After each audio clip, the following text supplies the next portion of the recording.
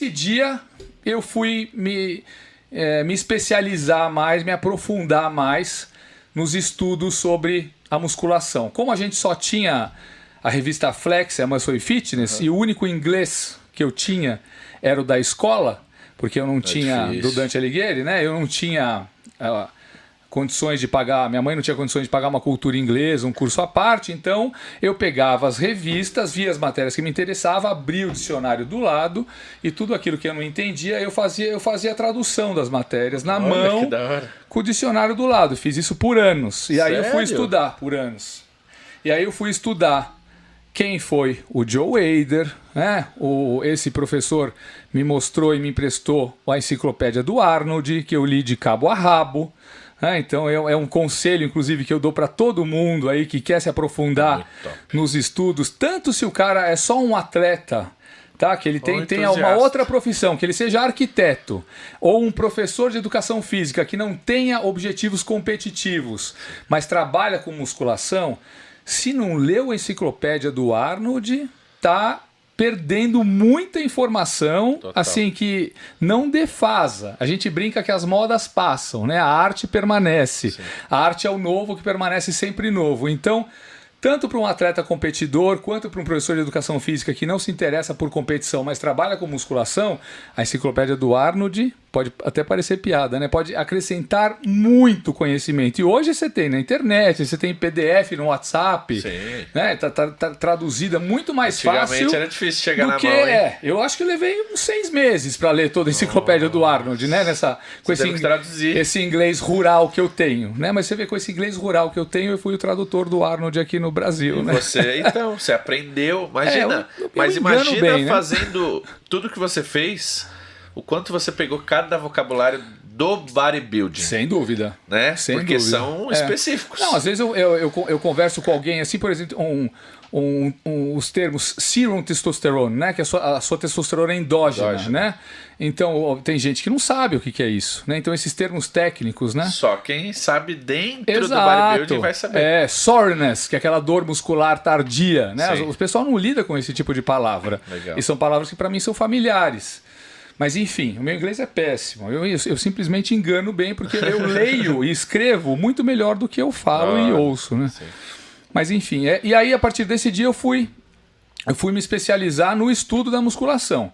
Eu fui saber quem que era a federação, eu comecei a assistir um campeonato atrás do outro, eu ia em todos com o William, que ele se preparou para competir também, eu acompanhei a preparação dele, eu vi durante essa preparação dele, as competições que ele me levava para assistir, o trabalho do professor José Maria Santarém, que era o médico da federação, da FBB.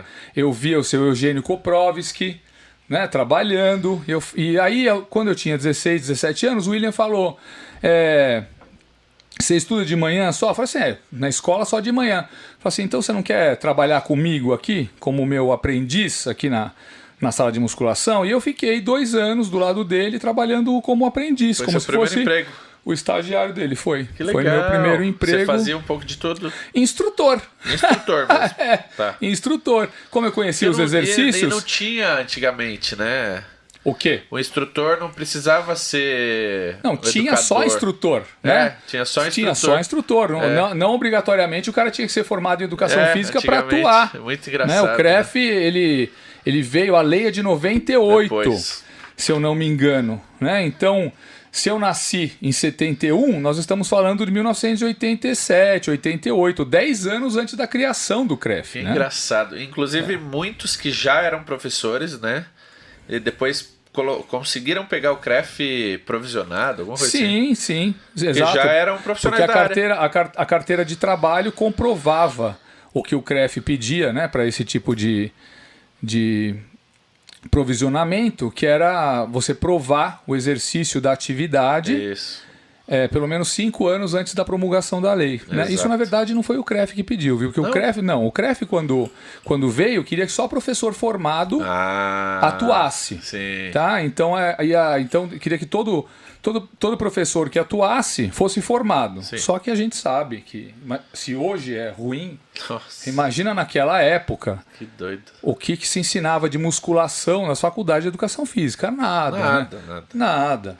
O cara, às vezes, em muitas faculdades ainda, o cara faz o curso de musculação, não tem aula prática, e você não toca no nome do Joe Weider, que foi o cara que organizou todos os métodos de treinamento que os caras usam hoje em dia nas academias. Não foi ele que criou, mas foi ele que organizou. Né? Então, super série, bisete, drop set, strip set, série pirâmide, tudo isso o cara conhece. Mas se ele não conhece o Joe Weider, os motivos pelos quais todas essas técnicas foram criadas, ele está preso na caixinha. 3 de 10 cresce, 4 de 15 define. Né? Então, tem muita gente presa nessa caixinha, né? E eu não sei porquê, cara. Não sei, a Faculdade de Educação Física, eu não sei. Parece que os professores já saem de lá se achando os grandes profissionais de saúde, sem a consciência de que não sabe tudo. Vai aprender um pouco cada dia. E nós estamos numa atividade, quando você fala de musculação, independente se é exercício resistido para reabilitação na melhor idade ou se é o bodybuilding competitivo, eminentemente prática. Então, se o cara não treina, não experimenta, não vai saber. Ele não vai ser um bom professor. Você ensinar musculação só na teoria, que é importante, um parênteses aqui, é a mesma coisa que você ensinar nutrição só pelo cardápio. Verdade. É a mesma coisa. Né? Como é que a nutricionista passa uma dieta ali com um prato maravilhoso, colorido, tal, tudo bonito, mas vai comer, tá ruim. Porque não comeu, não experimentou, é a mesma coisa. Quando eu tinha academia, eu fazia questão que os professores treinassem na academia, que conhecessem a história do Joe Weider, se não conheciam, fazia ler a enciclopédia do Arnold, né? Na verdade, eu nem contratava, eu fazia 2 perguntas, né? Quando eu tinha academia. Você está treinando? O cara falava não. Eu falei assim, então você volta quando você estiver treinando. Sério? Opa, sério? Era a sua entrevista? Era a minha entrevista. Sentei lá na entrevista do Fernando, e aí? Tudo bem, Renan? Beleza, boa noite. Você está treinando? Não estou. Não está treinando? Olha, então já sinto embora. Muito... Você volta quando você estiver treinando. O cara ficava bravo. Fala, ué, mas como assim? Precisa ser sarado para trabalhar aqui? Eu falei assim, não, ser sarado não. Você precisa treinar. Ele falava isso, né? E interessante é que você treine aqui. Eu tô vendo o teu currículo aqui, vários cursos que você fez, tá? Excelente. Se eu pedir para você montar uma série de peitoral aqui para mim, você monta com super série, trisérie, você vai montar, tá? Só que na hora que se for fazer, lá embaixo, e se o aparelho estiver ocupado? E se o aparelho estiver um longe do outro? Então, as séries que você preconiza para os seus alunos, você tem que experimentar, porque no papel é uma coisa, né? Fazer com a sala cheia às 6 horas da tarde, às vezes é outra. Então, por isso você precisa experimentar. Sim. Aí o cara falava assim, não, mas eu sempre treinei. Eu não estou treinando agora, porque eu não tenho tempo, ou porque eu fiquei doente, ou porque eu moro muito longe e não chego a tempo aqui. Eu falava, olha, amigão, você está me dando as desculpas que os caras dão no balcão para não fechar o plano com a recepcionista. Eu não tenho tempo, eu não vou conseguir. São essas mesmas desculpas, né? Então, assim, e você acha que você está certo. Então você tem um perfil, que eu já estou lendo aqui, que você vai se achar certo, chegar atrasado. Você tem sempre uma desculpa. Vai faltar e me enfiar um atestado goela abaixo, né? Você não vai fazer o treino dos alunos no tempo que eu peço aqui, porque você vai ter sempre uma desculpa e vai achar que está certo, então você não serve para mim. Muito bom. Essa era a primeira pergunta. E a segunda? A segunda era... Eu tinha uma foto do Joe Weider com o Arnold. Ah, você perguntava quem era? Quem era esse aí? Sério? Sim, quem você conhece? Muito bom, porque você pode perguntar, você leu tal coisa? Li, mas e você sabe quem é esse cara aqui? Os caras falam, treinador do Arnold. Eu falei, não, fala outra, né? Que essa tá certa. Aliás, ele nunca foi o treinador do Arnold. Não. Ele sempre foi um parceiraço, um paizão, né? Foi o cara que trouxe o Arnold para os Estados Unidos, que fez do Arnold o grande expoente da musculação e foi o cara que organizou. Né? Então é isso que eu falava pro cara. Você conhece Tri7, Bi7, série gigante? Ah, conheço, claro. Você sabe aplicar? Sim. Você não conhece quem criou e nem por quê. Então você está preso na caixinha. 3 de 10 cresce, 4 de 15 define. E logo a a sua genialidade dentro dessa caixa vai acabar. Aí você vai fazer, sabe o quê? Misturar supino com flexão de braço, agachamento com pulos na bola. Ou seja, você vai só me encher o saco aqui na sala de musculação, porque você não conhece as origens. Então o Joe Weider foi o cara que organizou, vendo os atletas treinarem, ele organizou o método e criou o método Weider de treinamento, pegando o que os atletas faziam e organizando. Então ele nunca treinou ninguém. Ele observava sempre ali e organizava a coisa. Isso foi muito útil, né?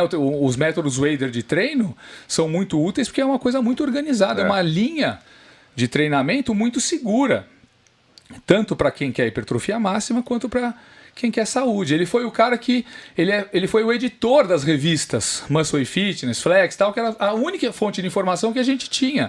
Ele foi o cara que criou a IFBB, né? O Joe Weider você não conhece? Não. E o Mr. Olympia? Claro, conheço. Você já reparou aquele nomezinho que tem em cima do Mr. Olympia, que é Joe Weider's Mr. Olympia? Então ele foi o cara que criou a IFBB, que criou